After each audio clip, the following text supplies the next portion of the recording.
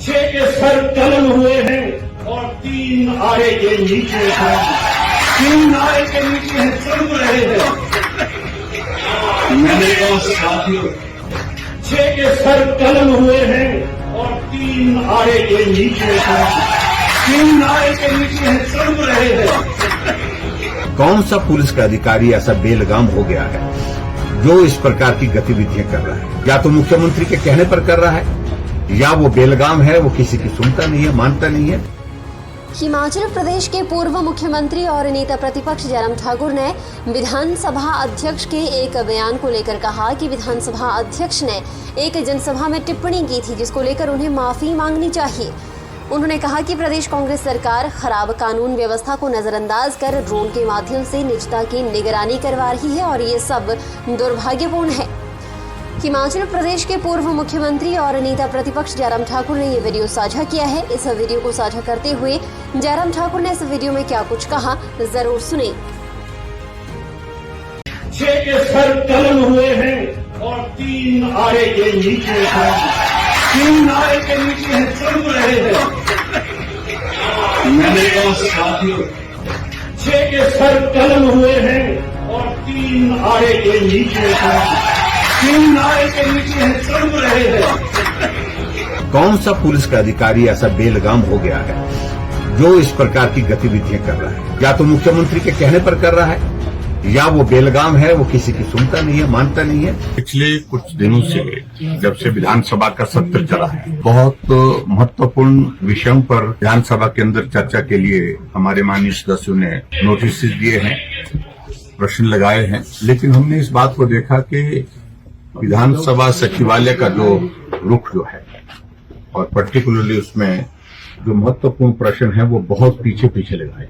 और विधानसभा के संचालन में भी इस बात को हमने देखा कि विधानसभा के अध्यक्ष महोदय लगातार जो है इस प्रकार से एक वातावरण बनाने की कोशिश कर रहे हैं कि विपक्ष को डरा करके रखे, सत्ता पक्ष को संरक्षण देने के लिए हर वक्त वो काम करने की कोशिश कर रहे हैं। पिछले कल आप लोगों ने देखा होगा कि एक प्रश्न था जिस प्रश्न पर अनावश्यक रूप से 5 या 6 सप्लीमेंट्री, जहां पूछने भी नहीं चाहते थे लेकिन उसके बावजूद भी सप्लीमेंट्री दी, क्योंकि अगला प्रश्न जो है वो आने नहीं देना चाह रहे थे। इसलिए नहीं देना चाह रहे थे क्योंकि उनको लग रहा था उस पर सरकार गिर जाएगी, एक्साइज वाला जो प्रश्न, और सरकार गिरी भी उस पर। लेकिन आज के विषय पर मैंने महत्वपूर्ण इस बात को लेकर के समझा कि माननीय सदस्य इंद्रदत्त लखनपाल जी ने एक विषय उठाया, और स्वाभाविक रूप से इन्होंने बहुत धैर्य के साथ लंबे समय तक इंतजार भी किया। लग रहा था इनको विधानसभा के अध्यक्ष महोदय जी ने जो विधानसभा से बाहर सभा में एक संबोधन दिया है, उस संबोधन पर जो शब्द उन्होंने इस्तेमाल किए हैं,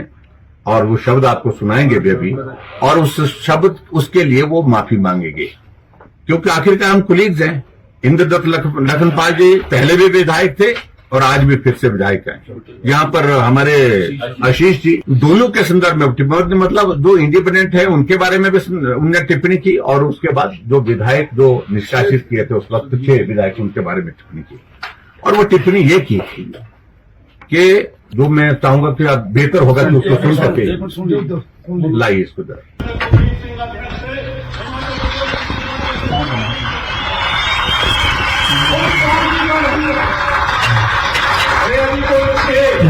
6 के सर कलम हुए हैं और 3 आरे के नीचे हैं।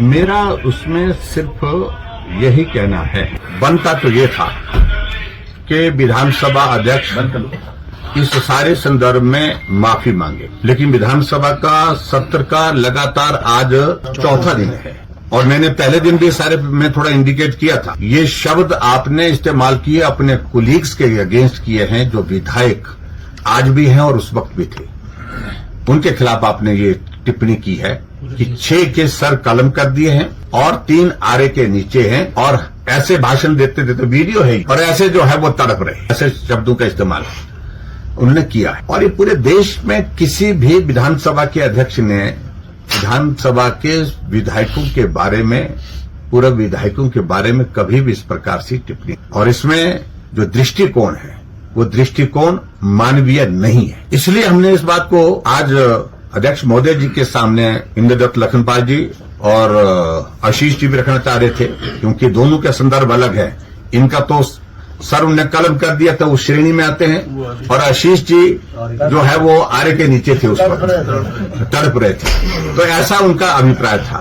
तो कुल मिलाकर के इन सारी बातों को लेकर के हमने बात करने की कोशिश की, और मुझे इस बात को लेकर के बहुत दुख है। जब आज इस मामले को जब उठाया तो विधानसभा अध्यक्ष ने कहा कि विधानसभा के अंदर मैंने नहीं कहा, लेकिन बाहर मैं कुछ भी कह सकता हूं, वो मेरी स्वतंत्रता है। आपकी स्वतंत्रता एक जगह है, हम उसमें कोई दखल नहीं दे रहे हैं, लेकिन उसके बावजूद जो शब्द आपने कहे हैं, ये शब्द जो है किसी की भावनाओं को आहत करते हैं, और इन शब्दों में मानवीय दृष्टिकोण नहीं झलकता है, अहम झलकता है। और जब तक कुलदीप सिंह पठानिया विधानसभा का अध्यक्ष है, तब तक के लिए सरकार के ऊपर कोई आंच नहीं आने दूंगा, ऐसा करके भी शब्द उन्होंने बोले हैं। ये भी शब्द उसमें रिकॉर्डेड है। हमारा सिर्फ इतना ही था, हम उनके संज्ञान में लाना चाह रहे थे कि आपने ये शब्द जो बोले हैं, इससे हमारी भावनाएं माननीय सदस्यों की आहत हुई हैं। आप इन शब्दों को लेकर के खेद व्यक्त करें, लेकिन मुझे इस बात का अफसोस है, न उन्होंने खेद व्यक्त किया, न ही माफी मांगी। उन्होंने कहा है कि आपके तहत आपके खिलाफ ही प्रदर्शन करने वालों के खिलाफ, भाजपा विधायकों के खिलाफ कार्रवाई होगी, ऐसा नहीं। जो कार्रवाई करें, हम यहाँ पर ऐसा नहीं है कि आसन के खिलाफ कार्रवाई नहीं हो सकती। हमने कोई किसी बात को लेकर के वहां पर ऐसा नहीं किया कि हम बैल में गए और अपनी बात हमने जोरदार ढंग से, जब उन्होंने बिल्कुल इस तरह से व्यवहार किया तो उसके बाद माननीय सदस्यों का सबका गुस्सा था, नाराजगी थी, और उनने अपना गुस्सा जाहिर करने के लिए अपनी बात वहां पर कही है और नाराजगी के रूप में कही। इसके अतिरिक्त जो दूसरा विषय जिस पर मैं थोड़ा सा ये कहूंगा, तो आज सुबह मैंने जो विषय उठाया, मैं सरकार के ध्यान में लाना चाह रहा। सरकार ऐसी बातों के लिए कितनी गंभीर है कि किसी विधायक की, और विधायक भी नहीं, विपक्ष के नेता, और विपक्ष के नेता नहीं, पूर्व में मुख्यमंत्री भी रहे हैं, उनके आवास पर इस प्रकार से फ्रिक्वेंटली ड्रोन से सर्विलेंस करना, ये कहां तक उचित है? ये नहीं उचित है।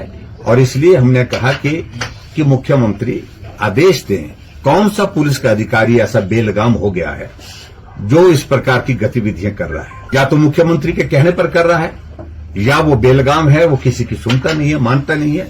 लेकिन मुख्यमंत्री ने बहुत गैर जिम्मेदाराना जवाब दिया कि मैं पता करूंगा, मैं सीबीआई को लिखूंगा, मैं ईडी को लिखूंगा, कहीं वो तो नहीं कर रहे। आखिरकार वो क्या कहना चाह रहे थे? जब ये बात स्थापित है, मेरे पड़ोस में कौन रहते हैं? एक अधिकारी रहते हैं, पुलिस के अधिकारी रहते हैं। ड्रोन किसके यहां से चला? किसके कंट्रोल में था? उनके कंट्रोल में था। आखिर इस चीज की आवश्यकता क्यों महसूस हो रही है? ये बार बार हमारे आवास पर ड्रोन सर्विलेंस क्यों हो रही है? इस बात को लेकर के मैंने सिर्फ इतना पूछा था। लेकिन जब गैर जिम्मेदाराना व्यवहार मुख्यमंत्री का इस प्रकार से जवाब देने के लिए रहा, तो मैं समझता हूँ बहुत दुर्भाग्यपूर्ण है, और उस अधिकारी के खिलाफ कार्रवाई होनी चाहिए। मकसद लगता है आपको? मकसद क्या? मुझे लगता है जो शरारत करने के तौर तरीके होते हैं उनमें से एक है। गोल्ड कड़ा या टेम्पो ज्वेलरी लेना चाहते हैं तो ये है बेस्ट ऑप्शन। हिमाचल का popular jewellery brand Bhushan jewellers. कड़ों के कलेक्शन में टेम्पो ज्वेलरी, शीट कड़ा, मीना व गोल्ड कड़ा, गेरू कड़ा, ऑक्सीडाइज गोल्ड कड़ा, बैंगल जैसी widest collection lowest making charges के साथ आपको बेस्ट प्राइस में दे रहा है। तो अगर आप भी चाहते हैं गोल्ड कड़ा या टेम्पो ज्वेलरी खरीदना, तो जरूर विजिट कीजिए भूषण ज्वेलर्स, लोअर बाजार, सोलन। सोने की कीमतों में बढ़ोतरी होने की संभावनाओं के चलते इन दिनों भूषण ज्वेलर्स सोलन में ग्राहकों की भीड़ उमड़ पड़ी है। कीमतों में बढ़ोतरी से पहले ग्राहक खरीदारी करने भूषण ज्वेलर्स सोलन पहुंच रहे हैं। भूषण ज्वेलर्स शोरूम के मालिकों का कहना है कि आप भी भूषण ज्वेलर्स शोरूम सोलन आएं और पाएं नई कलेक्शन के साथ बेहतरीन डिजाइन्स। भूषण ज्वेलर्स सोलन।